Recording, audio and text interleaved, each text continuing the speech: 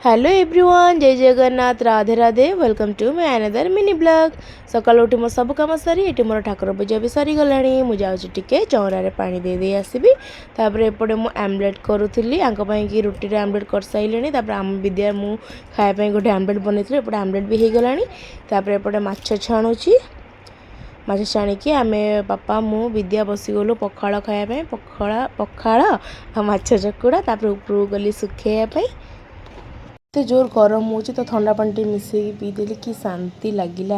डुगी की देख कम जिद्दी कर वाशिंग मशीन भितर पशुच जमा ओह्लौनी। आम लंच एपटे पूरा रेडी। भात माछ तरकारी आ माछ मुंड पड़की गयो घांट तापर चिकेन कषा।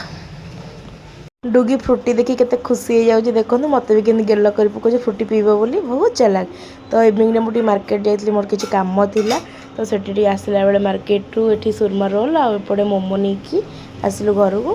तापर डुगी ता बापा रोड पर केमती खेलुचंदी देखो दीटाक। तापर एपटे आसी घरे पहुँचिकी मोमो रोल शांति खाई सारू। खाई सारिकी तापर एपटे लुडु खेलुलु।